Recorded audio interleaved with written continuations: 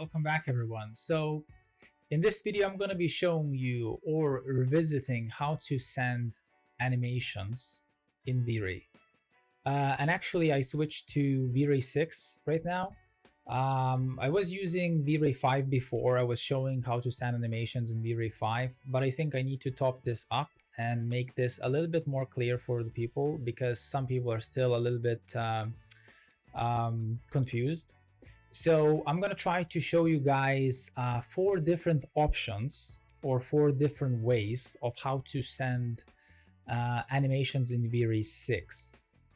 So at the moment I am on Vray 6 with an update 1. And usually this should work perfectly fine on Vray 5, etc, etc. Now, very important, light cache, they don't have use camera path anymore. They removed that, and I was talking about that in Vray 5 as well.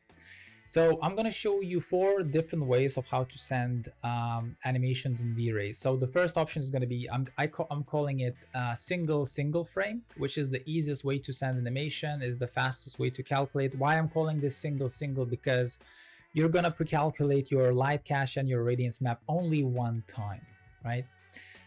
Now the second one is going to be Multiframe Incremental, and the third one is going to be Prepass Rendering, and the fourth one is going to be the easiest one, which is going to be brute force plus light cache, right?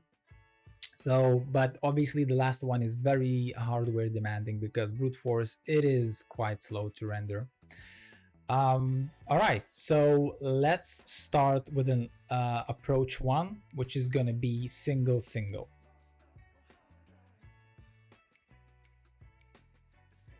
All right, so I have 5 cameras in my scene. It's a very simple scene.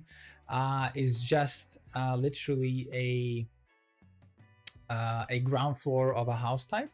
I don't have anything else. I have obviously the lights, as you can see. The lights are there, but my cameras, I have 4 cameras that are 100 frames. I have them at 25 frames per second. You can render 24, 25, 30, 60, doesn't really matter what is your job about, obviously. But at this moment in time, we're gonna use short cameras, which is 100 frames, which is not a lot. So this first approach, where should you be using this? You should be using this approach where the camera is only moving in your scene, right? Only the camera is moving in your scene, nothing else. No light changes, no objects are moving, no color changes, texture changes, etc. It's only the camera that is moving in your scene, all right? Everything else is static. So for example, I have, and as you can see here, I'm gonna go to F3, and you can see that I have a couple of cameras. I'm gonna run through. I'm just going to increase my frame limit to 450 because that one camera that I have, has quite a lot of frames because it's more like less of a continuous camera, right? So some clients do prefer short cameras, which basically just showing the space in 100 frames, 150 frames, that's more than enough, and you switch to another camera, etc, etc.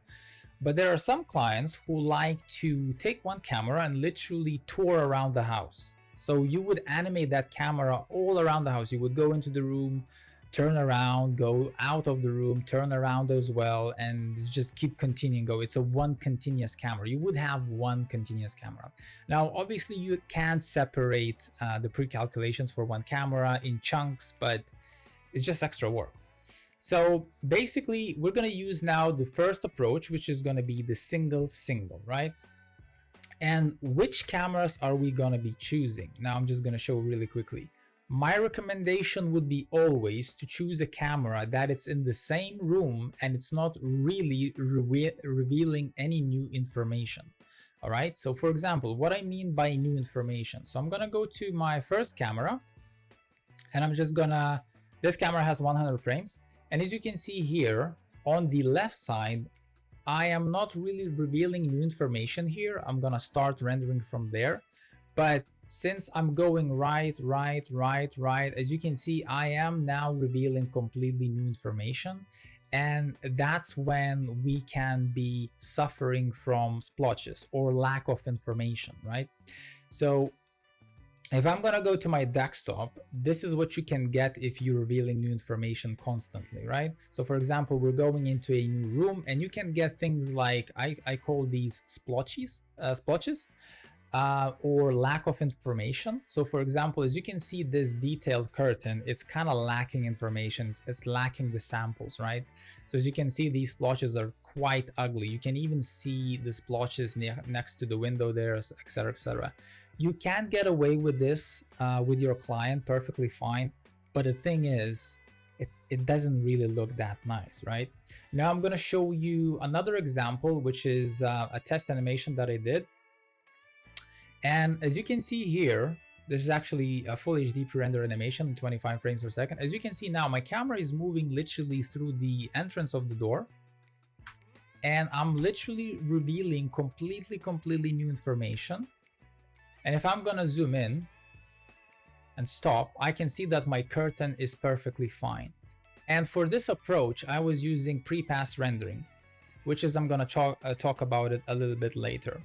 But in regards of this approach, which is if your camera is in the same room, in the same space, and you're filming kind of the same things in the same space, which for example, in our way, it would be both of these cameras, which is going to be C4 and it's going to be C3, right? So I'm going to change the frame limit to 100. And this is where you should be using this. Now, you can use for cameras like this approach, but you will start getting some splotchiness around about here, somewhere there, right? So you will be missing some information there, right? So I'm gonna pick my camera, which is kind of in the same room, which is this one, right? And I'm gonna show you now how to, so imagine this is a living room, you have couches or fireplace or whatever, and you want to send this camera to render in an easiest and fastest way to render, so to say, right? So what are we gonna be doing now is, and also the camera, which is not this one, which is this one, we are also in the same space. We're not moving out of the room or revealing new rooms, right? So this is very, very important. Keep that in mind, right? If you have a situation like that, single, and I would use definitely single. I wouldn't even go to incremental, because incremental, you're gonna have to add information. It's not gonna be single anymore. You're gonna be adding information. So let's just say you would render radiance map every 5th frame. I wouldn't recommend using 10 or 15. I would recommend using, especially for interiors, I would recommend using 5 because you need that extra information. But for this case, because we are in the same room and we're showing only the same space, we're not going out of the room, I'm going to show you now the setting which you need to do. So first of all, obviously, you need to know and limit your frame, right? Now, Vray had a bug that for some reason the older versions work perfectly fine if your timeline is sliding on the beginning. But I remember after Vray 3.6, they started to have this kind of a weird algorithm calculation that if you put your timeline at the front and pre-calculate your use camera path, so to say single approach, in the end of the timeline you were lacking samples. It was quite dramatic. So how I tested this out is you have to put your timeline at the end. Okay, even if it's gonna be somewhere, you know, somewhere not at a complete end, but somewhere there or somewhere at a complete end, it's perfectly fine. I would just recommend putting the timeline at the end of your timeline, right? So the next thing you're gonna do is obviously make the settings, right? So let's just say I'm rendering this as a C3 camera, which has is defined as 100 frames, right? So what I'm gonna do is I'm gonna put single. So we're gonna be spreading those samples. I'm gonna putting single, and I'm gonna put, I don't know, the resolution doesn't really matter. I'm gonna put for now 720p, okay? There you go. Or you can choose from HDTV and you can change the resolution there. It doesn't really matter, it's just a number, right? It's full HD would be 1980 by 1080, right? So I'm gonna choose a smaller resolution. I'm not gonna render this, but I'm just gonna show you, right? So for this instance, I can even go, just because this is gonna be an example, sorry. So 190/20 by 1080, right? Or you can just go here and choose from here, doesn't really matter. So two options. I'm in the comment tab. I'm gonna choose single. I'm gonna choose my resolution. The timeline as is at the end. Very important. The frame, the FPS is 25 frames a second, right? So the next thing I'm gonna do is I'm gonna output my output, which is gonna be C3. So I'm just gonna go there and point C3. And for this instance, I would always recommend for you guys to render OpenEXR 16-bit RGBA, press OK, press save, everything is fine. So you don't need to save anything now. So just save them, save the output and just click off. Okay, click off. The next thing, which is very important, which you need to do is go to your global switches. And if you are rendering displacement, please, check this on if you need it. But if you don't need it and, you want to save some memory, etc., just remove it if you don't need to use displacement. Another thing I would definitely change is the adaptive way to full light evaluation, because if you're going to using adaptive lights, your renders is going to become more noisier. Thus, they will get faster to render, but they will get more noise. So I would recommend to choose full light evaluation. You're going to get the best quality, so to say, from your light calculations. And your final image in general is going to be less noisy. If for whatever reason you have tons of lights in your scene, choose adaptive and increase this number to more light, so to say, to be evaluated. So, but my recommendation always, if that is not the case, choose full light evaluation, all right? So that is it. And then the next thing you want to do is you want to press don't render final image. That's very important. We don't want for your rendering farm or your local machine to start rendering the final RGB channel after the prepass, right? We don't need that yet, right? So first, what we're going to be doing is we're going to be calculating the radiance map and the light cache. So you put the output, you put the don't render final image, and the next thing you want to do is obviously don't use progressive. Vray is trying to push this, but still use bucket. That's the most productive and effective way of rendering, and you will save some RAM usage as well, because bucket mode is always going to be more optimized than progressive, the full frame rendering, so to say. So I would choose the bucket mode. For the min shading rate, I would put from 20 to 30. That's going to be more than enough. For the noise threshold, I would go from 1 or 1.5, or if you're in a rush, put 2. You can denoise it if you want to. That's perfectly fine. For the bucket width, I would go with 16. It's just gonna get more buckets after another bucket. So just put 16. If you're rendering above 1, if you're rendering above full HD, you can go with 32, right? But if you're rendering full HD or half HD, just put 16. That's perfectly fine for the animations. Max subdivs 20 is more than enough. You don't really need to use more than that unless you're, I don't know, rendering some hair or etc. But 20 should work perfectly fine. So these are the settings. These settings will apply to most of the approaches that I'm going to be showing you guys. So O2 image filter, you don't really need to change here anything. Default works perfectly fine. Environment, you don't need to change anything there. In the color mapping, I would recommend to use Reinhard at burn value of 0.8. It's just gonna be reducing that overblowing areas, etc. a little bit. It's gonna be capping the white threshold, so to say. So it's kind of an effective way of, downgrading the highlight, so to say, a little bit, not too much. So 0.8 there. And then we're gonna literally go through the process of sending this as a single, right? So render elements, add render elements, whatever render elements you need, added here. For the settings, I wouldn't really change anything here. Everything is kind of working. Now there are some settings that you can change, don't get me wrong, but you can change, for example, for the RAM usage to static, because it's not gonna get them out. But if you have plenty of RAM, it doesn't really matter too much. If you have like 128 gigs of RAM, you can just check it to static. If you're running into issues with RAM, you can use dynamic, right? If you know that you'll have like 32 gigs of RAM and your scenes are big, you might want to use dynamic. It's just gonna be more dynamic how it loads into memory and unloads. So that's pretty much it for the default displacement. Obviously, I'm not going to explain you how to do that. That's default, leave everything at default. And then the last thing you need to do is the GI, right? So we're going to be obviously switching to radiance map because it is the most efficient way of rendering in the radiance map. So for the ambient occlusion, you just want a tiny bit of it. And for example, I'm working in centimeters. I would put this to 1 centimeter of ambient occlusion because we're rendering a radiance map. You're not really gonna see the difference but it does add a tiny bit, right? It's a very small amount. So 1 centimeter, 0.1, perfectly fine. So all of this stays as a default.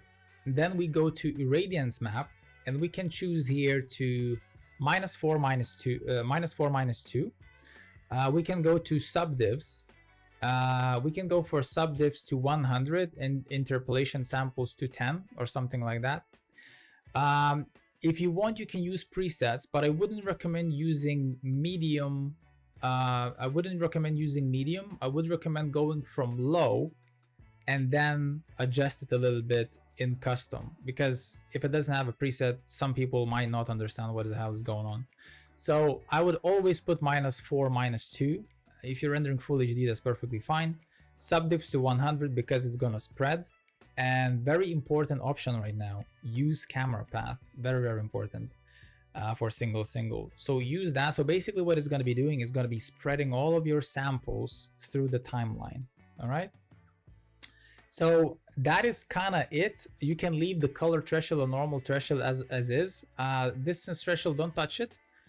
You can move these down by 0.1. You can. It's gonna give you better quality in color change, etc., and in the normal evaluation. So if you are a little bit in a rush, leave it at default. If you want a little bit of a more detailed, so to say, quality in your color changes, etc., shadowing areas, etc., you can drop it down. That's perfectly fine. It's not going to increase the rendering time too much. All right, so the next thing we're going to do is, so use camera path is on. The next thing we want to do is we want to auto save, and we want to switch this to where is it, desktop cameras, and we're just gonna type the irradiance map output, which is irradiance map IM underscore. It doesn't really matter what you type.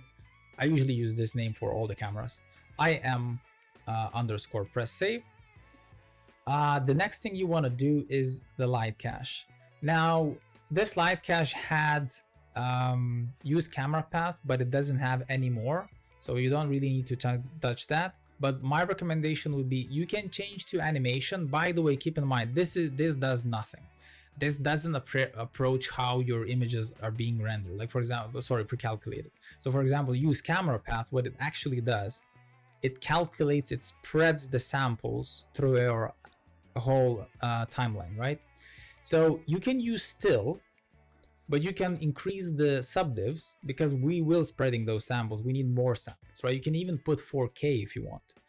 But for the ray trace, we're gonna increase this to, let's just say 8, right? I wouldn't go higher than that unless it's giving issues, but this should work perfectly fine. And we obviously save this guy onto the same location, which is gonna be C3. And we're just gonna type LC underscore, right? Press save. And that's pretty much it. Literally what you're going to be doing now is you're going to be pressing render or sending to the farm to render, right? So if I'm going to press render now, what's going to happen is that just let me check one. Okay, so I have my lights hidden in here, but I did uncheck this hidden lights. So it will render my lights either way. So if I'm gonna press render right now, it's gonna start calculating my irradiance map, which is, it didn't do that. There you go. Oh, sorry, my mistake. So if you want to render your hidden light, sorry, check this on. Yeah, so it's perfectly fine. So if my lights are hidden right now, so I'm gonna unhide my lights, and if I'm gonna check this will render either way. See? So if I'm not gonna check this and the lights are gonna be hidden, it's not gonna render. So keep this always on unless you don't want to render your hidden light, so to say. But by default, this is on, right? So I'm gonna just go back a little bit. So you press render, it's gonna go through the pass, as you can see here. It's calculating the light cache, and the light cache should be quite quick to calculate. So it's gonna run through the light cache. Obviously, we're calculating now 3,000 samples spreading out onto these 100 frames, so to say. And the other approach, and the other task is gonna be rendering the irradiance map. And as you can see, it's gonna go through the irradiance map, blah blah blah, done, right? And it's gonna save. It's gonna save if I'm gonna go to my desktop, C3, it did save an irradiance map and it did save the light cache, right? So the next thing you're gonna do is very, very simple. You're gonna go to your active time segment, right? So because you want to render now the full timeline, right? Every one frame. So 1, 2, 3, 4, 5, 6, 7, 8, 9, 10. Yeah. So we're gonna show that. Then we're gonna go to Vray. We're gonna turn off don't render final image, and we are putting our output. So now we want it to render the final output to our destination, which we already showed, right? The next thing we're gonna do is we're gonna go to the irradiance map, and we're just gonna go from file, and we're gonna choose the irradiance map which was rendered, pick that one. And for the light cache, we're gonna do the same thing. From file, and that's the light cache. So irradiance map and light cache is already loaded, and the next time you're gonna press render, it will start rendering your final image, which is gonna be, I'm gonna press render now. I'm not outputting through the comment tab, so don't worry about it, right? I am outputting by using Vray frame buffer, right? So I'm gonna press yes, don't show this message, I don't really care. Nobody cares. And as you can see, it starts rendering my image. There we go. So this technique will work for your cameras that are in the same space, and you're not really moving a lot. You're not rotating like, I don't know, 180 degrees, right? This approach, which I call it single, or we can call it use camera path, will work, and you only need to pre-calculate things one time. So light cache one time, irradiance map one time, right? Now remember this, because this is a gray render, you will get some splotches in some areas, but it's not gonna be visible, so to say. If you're gonna have color on your walls, you know, you're gonna have a lot of texture everywhere, furniture, etc. So it's not gonna be a big deal, and it's quite fast to render. You're only calculating everything one time, right? So I'm just gonna press cancel because I'm not gonna render all of the frames. And now we're gonna be moving to another approach, which is called Multiframe Incremental.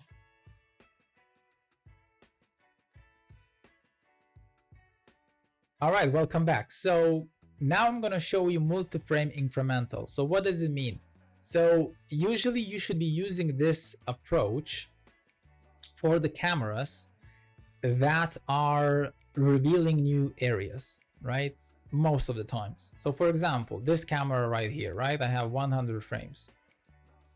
This camera right here. So as you can see, I'm moving in a completely, so to say, new space, right? I'm revealing the left side as well. So what are you going to be doing is very simple. So everything that I showed you before, it kind of applies. All the settings that I showed, it kind of applies. So this part is not going to take so long. So the first thing what we're going to be doing is pre-calculating everything, right? So we're going to go to the comment tab, and now we're going to be pre-calculating this every 5th frame. Let's just say every 3rd frame, every 5th frame is perfectly fine. So we're going to choose this. So we're not spreading anything now, we're pre-calculating, right? So we're going to choose active time segment, and we're going to choose, let's just say we're going to decide to add information every 5th frame, right? So imagine we have 100 frames, right? So only every 5th frame he's going to be rendering a radiance map, right? And obviously light cache. So we're going to choose 5, so every 5th frame, and then we're going to go to Vray. We're going to choose the destination. So for example, this camera is what, C2, right? So I'm just going to go to C2 and just type here C2, perfectly fine. Open EXR, 16-bit, press OK. I'm going to click it off, and don't render final image. Very important, right? Everything else stays the same. All the settings that I showed, everything is fine. So we're going to go to DJI Mavic Pro, god damn. All right, so the next thing we're going to be doing is going to click off the use camera path, right? Because we're not spreading these samples. We're going to be introducing new information every 5th frame. So click that off. Everything else can stay the same, perfectly fine. By the way, subdivs 100 is not a lot, okay? Usually when you go to like 120, 140, that's a lot of samples, but 100 is kind of like on a higher quality. But you can use 80, 100, 70, whatever. 50 is kind of on the low side. So we're going to keep everything as is. We're going to use camera path, which is off, right? Remember, this is off for the multiframe incremental. And then for the color threshold, everything stays the same. And then we're going to change to multiframe incremental, right? And we're going to choose and put this onto C2 IM underscore. And for the animation preset, like I said, if you want, you can switch to animation. Doesn't really matter. It's just gonna change the subdivs, and it's gonna put the ray trace to 8, which is, we're gonna leave this right now here, right? So the next thing you're gonna do is kind of the same thing. We're gonna go to C2 and save this as a light cache, and then literally we're not rendering the final image. Everything is fine, and now we're gonna do the pre-calculations, right? So by the way, for the samples, I wouldn't really go more than 3,000, 2,000, 1.5, 3. It's more than enough, trust me. And then what you're going to be doing is you're going to be pressing render or sending to the rendering farm. So you're going to be doing this. So it's going to run through the light cache, irradiance map, etc., right? By the way, for this approach, I would maybe remove the light cache samples to like 1.5. I think that's going to be more than enough because you will be reintroducing it. But light caches usually don't take that long to render, right? So as you can see, it takes a couple of seconds, right? And then it's going to run through the radiance map every 5th frame. Remember that, right? So as you can see, it's on frame 5 right now. And we're going to have in total, what, 20... what is it, 21 or 22 passes in total, I think. So whenever it's gonna stop doing this, right? Because this file here, very important, this file here, the radiance map, is gonna grow, right? So after the second and the light cache obviously is gonna grow as well. So he's gonna be growing these files up in size, because why is it doing that? Because he's instantly adding new or extra information to your pre-calculation files, right? So whenever it's gonna be done with those files, what you're gonna be doing is very, very simple. Obviously it's gonna stop rendering. I'm just gonna cancel. And the next thing you're gonna be doing is you're gonna be switching this to 1. Very important, because you're gonna be then rendering your animation every 1 frame. So active time segment to 1. Then you go to show where you want to output your RGB channel, and then you switch the don't render final image off because you want that.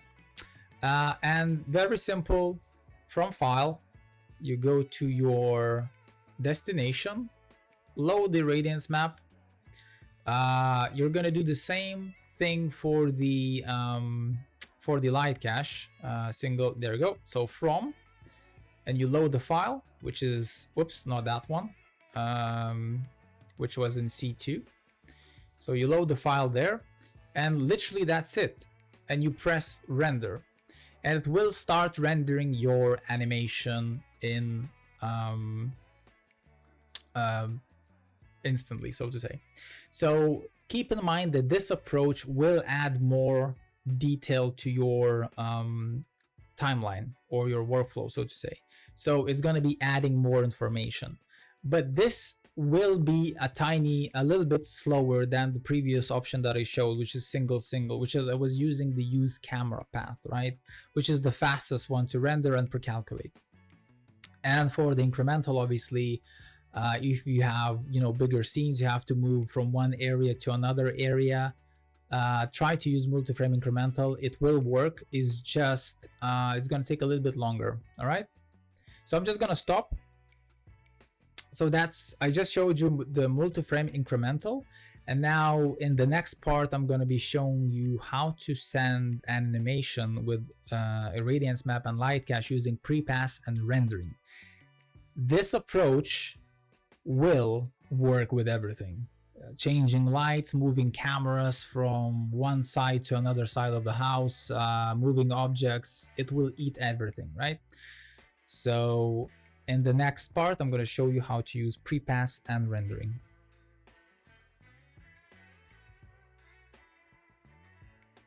Okay, so prepass and rendering. So this approach is very, very useful to use if you have a camera that is kind of a continuous camera, right? So I did animate this camera 450. So this is the camera. I'm going to go in, I'm going to play. So as you can see, it's going, you know, it's revealing new information, and it's going to the new area. It's revealing new information again, and it's turning, and it's going to the next room, which is revealing new information, etc., right?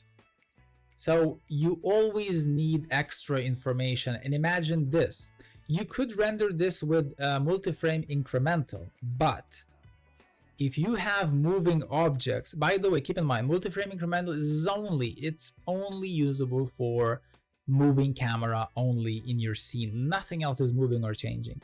This approach with the prepass and rendering that I'm going to show you right now, it will eat everything along cameras, camera paths, moving objects, changing lights, changing textures. Doesn't really matter, because you will be pre-calculating everything each and every one frame.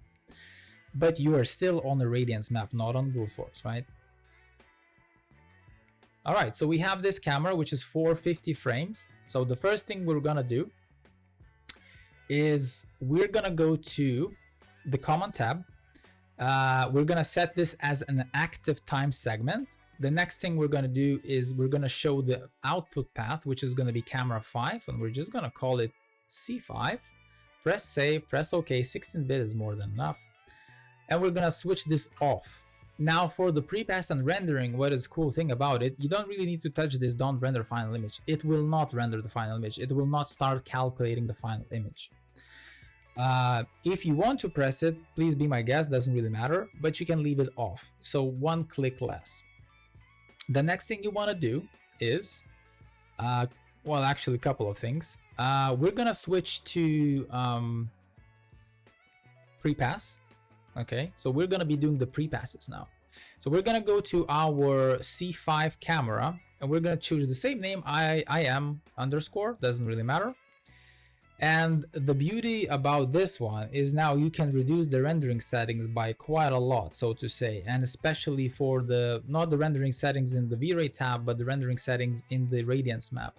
So I can now go and put this to, let's just say 60 or even 50 if I want to. So it will reduce my rendering times. I can even put this to 0.4 to 0.3 as a default for default settings, right? So I am decreasing the rendering setting. So I'm gaining basically more time on my own, right? So basically the frame will take less to render. And this is just because we're pre-calculating each and every frame, all right? So very important, irradiance map, drop these settings, subdivs, and drop these settings, which is basically increasing them.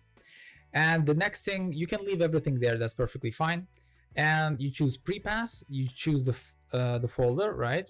The next thing, which is very, very important for the light cache, you can go still, it doesn't really matter.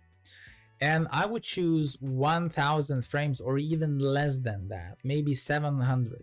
That's more than enough, because every frame is gonna be adding that information, which is very, very good. And for the ray trace, you can easily go back to 2, easily. It will be perfectly fine. The other thing is very, very cool. You don't need to save the light cache, okay? You don't need to save the light cache because it will be baking on top of that. Now, if you want to save the light cache, you can, but I did test this out, and you don't really need to calculate, save the light cache, because it bakes on top of the radiance map. So that information is taken into an account on the radiance map prepass file, right? So if you want to save it, it's perfectly fine. But it's not really gonna do anything. And I did do a test, and basically that test was that animation that I was showing you, that there was no difference in sampling or anything like that, right? So keep that in mind. So you don't need to save the light cache map. You don't need to do that. If you want to, you can.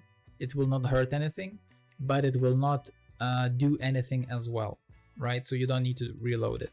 So this guy will be baked on top of the radiance map, all right? So to say. So I'm gonna call it 700 here, 2, etc. Right? Prepass, everything is fine. And then what I'm gonna be doing is I'm gonna be rendering each and every frame, right? So I'm gonna start the rendering prepass thing. So as you can see, the light cache is blazing fast. The radiance map is obviously gonna be quite decent as well. And it's gonna be doing this and adding information on top of the irradiance map. So as you can see now, it's 1.175, and as you can see, it's gonna finish the other one, the light cache. It's gonna bake the light cache on top, and it's gonna add the radiance map on top as well, which is you're gonna get a new file. So literally it's pre-calculating on each frame, right? The file is not gonna really grow, it's just gonna add extra file below or above if you have it the other way. So as you can see, it's gonna go through your 450 frames. So you're gonna have 450 radiance map pre-calculations. To be exact, you're gonna have not 450, you're gonna have you're gonna have 451, right? Because the 0 frame, it is a frame still. So it's gonna go, and it's gonna finish at 450. And the next thing you're gonna be doing after this stops, I'm just gonna press cancel. So what you're gonna be doing now is basically choosing this to rendering and loading in your first irradiance map. It doesn't really matter which one you load. You're gonna have 450 of them there. So you're gonna have 450 of them, or whatever your timeline is. You're gonna press on one, and it's gonna start. You just press open, and the light cache is set to none. And you have the output, don't render file images off. And the next thing you're gonna be doing is just pressing render or sending to your farm or whatever, right? And it's gonna start rendering each and every frame in RGB.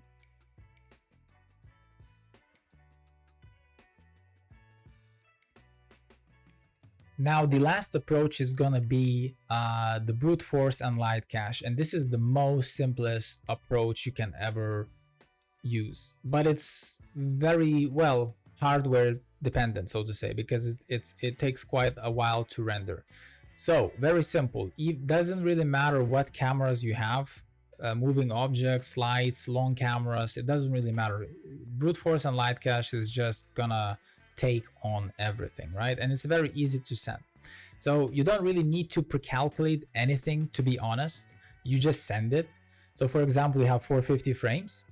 You choose the destination. So let's just say we're going to choose another camera, which is very, very long and everything is changing in the scene. Let's just say it's C1, right? So we're going to choose the output. So for example, C1. I'm going to put an OpenEXR. And yep, you literally leave it to render it instantly. Don't render file image. You don't need to use these kind of things. Active time segment, yes, that's fine. And you choose here brute force, which the settings, obviously there are no settings, to be honest. The next thing you're gonna render is light cache, and for the light cache I would choose maybe 1000 or 700. This is perfectly fine. Ray trace 2 is perfectly fine. And you don't need to save the light cache, right? You don't really need to save it. It's gonna literally run the light cache, and the brute force is gonna start rendering your image after the light cache, and it's gonna then output the frame out. And literally you're gonna be pressing render, and it's gonna start rendering, refining it to the noise threshold that you did set it up, right? So for example, your noise threshold is set it up, where is it? Here, right? So if it's a 0.02, that's the noise threshold that you're gonna get, right? If you're gonna go lower, it's gonna take longer to render. If you're gonna go higher, it's gonna take less time to render, but it's gonna get more noisy. So my advice would be to use the denoiser for the brute force light cache. So denoiser, and I would set it to mild, and that's it. And that's pretty much it. I've talked about single approach, which is quite fast to send and render on a, you know, or a more poor machine. I've showed you the multiframe incremental, prepass and rendering, and obviously brute force. I hope this helps. If something did not make sense or you have more questions, please leave them in the comments, and don't forget to subscribe, guys. See ya.